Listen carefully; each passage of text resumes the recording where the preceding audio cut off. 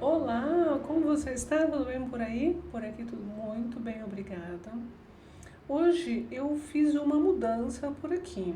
Você deve estar acostumado aí nas últimas semanas a ter visto nas segundas-feiras aqui no canal o Radar TD. Mas nessa semana eu me dei conta de que tem outras coisas que eu gostaria de compartilhar com vocês que nem sempre são questões assim super profissionais que tem que estar no radar do TD. Curiosidades, coisas divertidas também, porque a vida não é só trabalho, não é mesmo? Então, a partir de agora, esse nosso quadro aqui de segunda-feira se chama Na Minha Caixa de Entrada. Então, você vai conhecer um pouco aí, normalmente 5 itens da minha caixa de entrada de e-mail, que eu achei que seria interessante compartilhar com você aqui, tá bom? Seja para te dar algum insight, seja para te ensinar alguma coisa, eventualmente, seja para chamar a tua atenção para algum tema que precisa ser discutido, seja para simplesmente se divertir. Então bora lá, deixa eu compartilhar com você aqui a minha tela. Eu separei 5 e-mails, né? 5 coisinhas aqui que passaram pela minha caixa de entrada nessa semana. A primeira delas, lembrando que todos os links estarão aqui na descrição do vídeo, tá? E a primeira delas é o que? Esse prêmio da Scaffold. Todo ano, chega agora no finalzinho do ano, novembro, dezembro, a Scaffold faz uma premiação para os seus clientes. Nos últimos 2 ou 3 anos eu tive a oportunidade de ser jurada desse prêmio, esse ano não seria possível. E eu tenho muito carinho por essa iniciativa. Então eu trouxe aqui porque você também pode votar. Vou deixar o link para você e aí você pode conhecer aqui 4 cases, né? 4 empresas que mandaram aqui os seus cases. São 4 clientes da Scaffold e que eu acho que vale a pena você conhecer cada um deles e fazer, registrar aqui o teu voto, tá bom? Eu acho que grandes iniciativas elas têm que ser de fato reconhecidas, né? E esse prêmio é muito legal e nas vezes em que eu estive lá foi muito bacana ver os times dessas empresas ali torcendo e tendo ali o seu reconhecimento, né, o seu momento de olhar para si, para as conquistas da área. Então, vale muito a pena, tá bom? Então, essa é a primeira sugestão. Depois dessa, assim, começamos aqui leve, né? Mas agora eu preciso para um tema que toda semana eu acabo falando aqui, que é a tal da IA, né? E nesse caso específico aqui, da Accenture, bom, a empresa é a empresa específica, né? Mas a situação eu já falei sobre isso algumas vezes aqui no canal, né? Quando tratava aqui do Radar TD. Nesse momento aqui, então, deixa eu ver se tem a data, não tem a data, mas é recente, tá? Accenture demite 11 mil pessoas e avisa, só permanece quem aprender inteligência artificial. Por que vira e mexe eu trago esse tema aqui para você? Porque você precisa parar com essa coisa de a IA vai roubar os empregos, a IA não sei o quê. Você tem que aprender a usar a IA. Ela está aí, é um caminho sem volta e você precisa entender como é que ela te serve ao invés de você ficar à mercê dela, entende? Tá? Aí deixa eu só trazer alguns highlights aqui. Então comenta aqui, né, que a Accenture reduziu a força de trabalho global, né, então no mundo todo, em mais de 11 mil pessoas só nos últimos 3 meses, né? E já alertou o pessoal de que eles precisam conseguir se requalificar para a era de inteligência artificial, né? Isso vem em encontro de que existe um movimento, um programa de reestruturação que a Accenture está passando e por isso, né, esses cortes e todo, né, esse novo olhar. Por quê? Porque isso é reflexo da demanda corporativa. Gente, negócios são negócios. Não adianta você falar, mas que absurdo, a empresa... São negócios, né? Vira e mexe, deixa eu até voltar aqui. Vira e mexe eu reforço para vocês, principalmente lá com as minhas mentoradas no programa PPR e falo, trabalho é relação de negócio, casamento é outra coisa, né? Você não casa com o teu trabalho, muito menos com a empresa onde você trabalha. Você precisa casar, é outro tema. Aqui é uma relação comercial, você presta um serviço, quando esse serviço não, não supre as necessidades, não atende às expectativas do contratante, ele vai te desligar, assim como você também deveria ter esse olhar para falar, olha, essa empresa também já não atende as minhas expectativas, eu vou para outro lugar, né? Então, bom, né? Fecha parênteses. E por que isso está acontecendo? O reflexo da demanda corporativa ainda fraca por projetos de consultoria e cortes de gasto, enfim, no principal cliente deles. Então, e que é um outro ponto, a empresa também não vai sair demitindo loucamente do nada, existe um impacto, né, de alguma forma aí, tá? Aí ele traz aqui, né, alguns números, os custos com indenizações chegaram a 615 milhões, ainda vai ter, ainda foi mais de 250 milhões agora nesse último trimestre, com essas 11 mil. E aí, por que eu dei um highlight nesse número aqui? Porque parece muito, né? Mas, olha só que informação interessante, os projetos ligados à IA generativa movimentaram mais de 5 bilhões em novos contratos no último ano.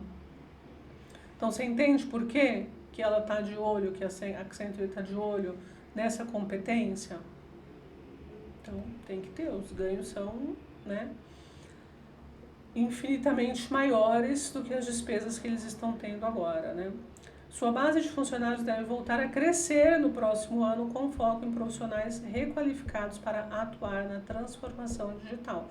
Precisamos estudar, gente, sobre esse tema. Não tem jeito, tá bom? Então, trouxe esse aqui para você.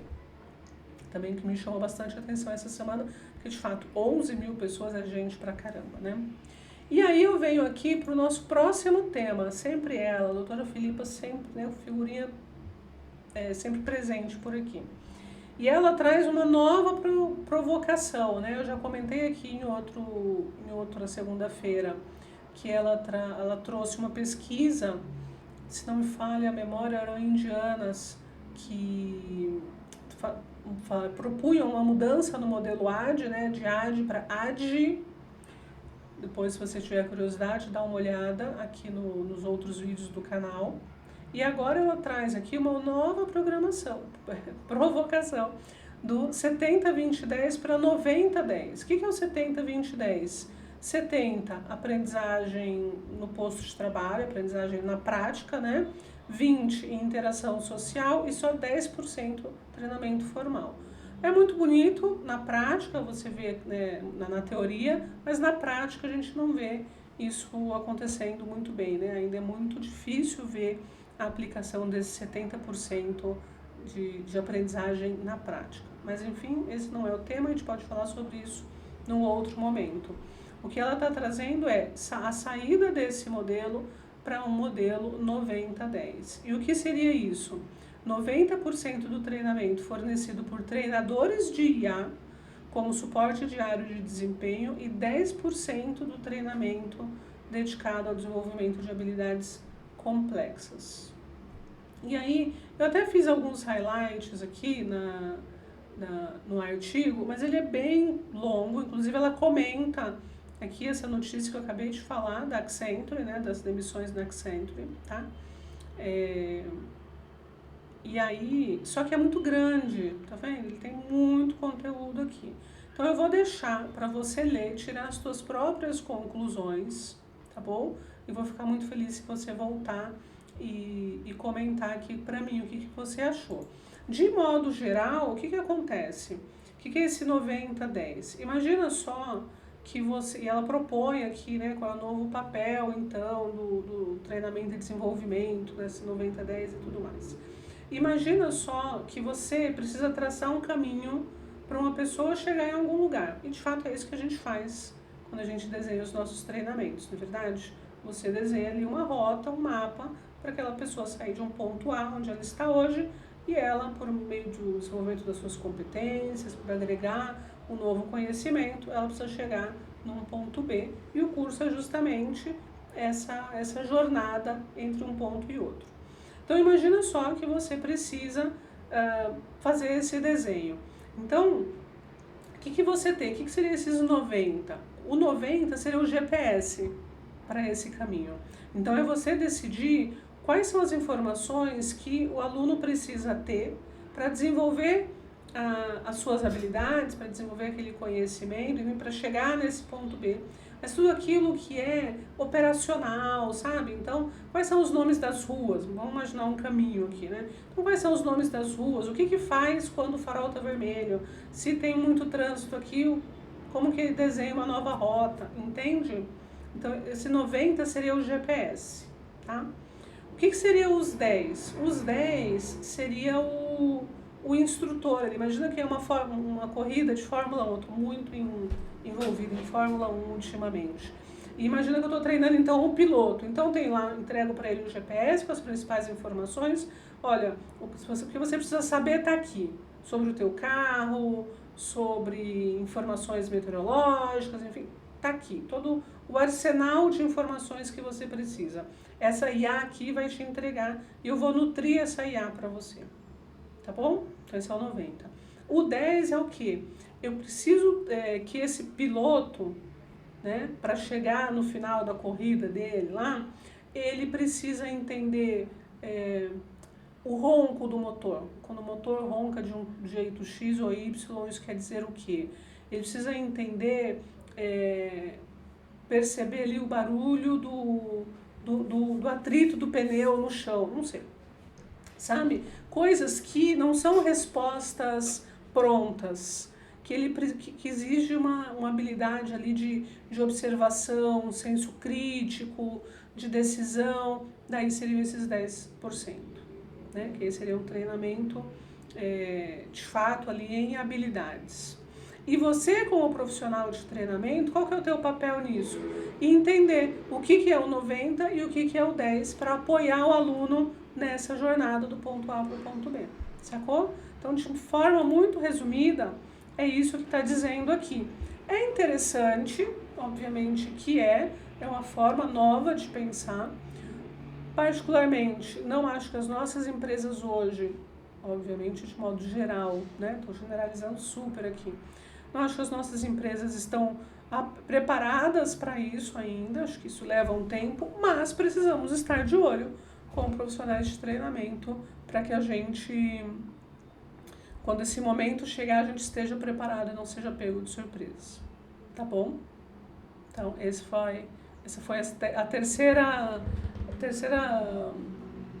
tema aqui da minha caixa de entrada para você, tá bom?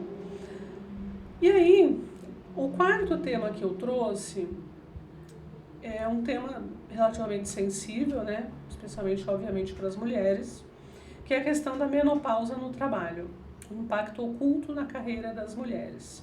Aí a Ângela aqui, que é quem escreve, né, essa notícia, ela fala aqui da questão da maternidade, né, que é o primeiro pênalti e tal, e o segundo pênalti é aqui a questão da menopausa. Ela cita uma pesquisa e fala que essa investigação buscou mensurar o custo financeiro dessa fase de vida, dessa profissional, né, para a empresa principalmente. O resultado confirma o que muitas mulheres já sentem. Sintomas como ondas de calor, fadiga, lapsos de memória, tudo isso afeta diretamente a produtividade, levando à redução de jornada ou até abandono da carreira, né? De fato, é uma fase muito sensível, né, da mulher. Muito prazer, obrigada. Hoje, cerca de 20% das mulheres na força de trabalho já se encontra nessa fase.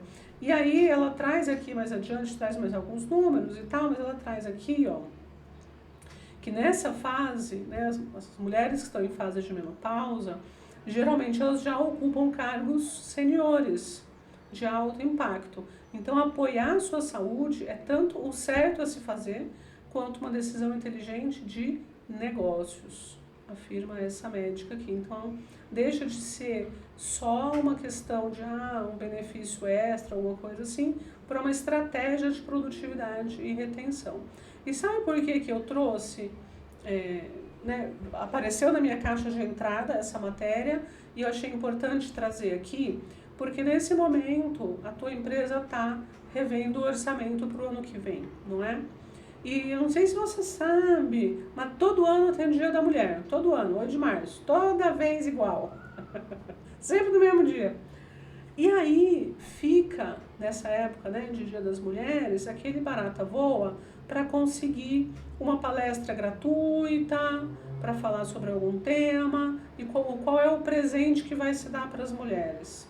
E aí, às vezes, eu vejo essas discussões nos grupos de WhatsApp, e vamos dar um kit de unha, ou um chocolate, ou sei lá, né? E precisa pensar aqui que tem coisas mais interessantes e mais relevantes principalmente para essas mulheres nessa fase de menopausa, sabe? Então precisa pensar com mais carinho nisso e não, de repente, colocar todo mundo no mesmo bolo, né? Receber presente é legal, mas precisa entender a intencionalidade desse presente. Por isso que eu resolvi trazer essa matéria aqui, tá bom? E para não, né, pesou o clima, não é mesmo? Vamos então para uma mais divertida. 5 artistas que o brasileiro ama odiar. Gente, eu quase gabaritei aqui e eu quero muito saber de vocês. Então, segundo a revista Trip aqui, quais são os 5 artistas que a gente ama odiar? Primeiro, Legião Urbana. Pelo amor de Deus, gente, quem é que não gosta de Legião Urbana? Eu gosto. Nossa, minha adolescência toda, faroeste caboclo, de ponta a rabo, sei tudo. Amo. Los Hermanos, esse é o passo. Não conheço, só conheço o Ana Júlia e nada mais. E você? Sei, você odeia amar Los Hermanos ou ama odiar Los Hermanos? J Quest, tive minha fase. Chamado de Coldplay brasileiro. Não sei, tenho várias dúvidas, mas tá aqui. Ultraje a Rigor. Pelo amor de Deus, gente, Ultraje a Rigor, tem que ouvir até hoje, né? Muito bem, amo também. E ele? Latino. Muito antes de Festa no AP e Dança com Duro, tá? Muito antes. Ó, Baby me leva. Amo, amo. Tem que ter nas festinhas. Muito bem, e com isso eu termino na minha caixa de entrada de hoje com esses 5 temas. Uns mais leves, outros nem tantos, alguns insights. Agora eu quero que você me conta aqui embaixo, que dessa miscelânea que eu trouxe para você, o que ficou mais marcado. Você me conta? Então tá bom. E a gente se vê, então, na próxima segunda para mais um na minha caixa de entrada. Enquanto isso, eu vou deixar 2 conteúdos aqui para você continuar a tua jornada de aprendizagem por aqui comigo, tá bom? Um beijo, tchau. A gente se vê na próxima.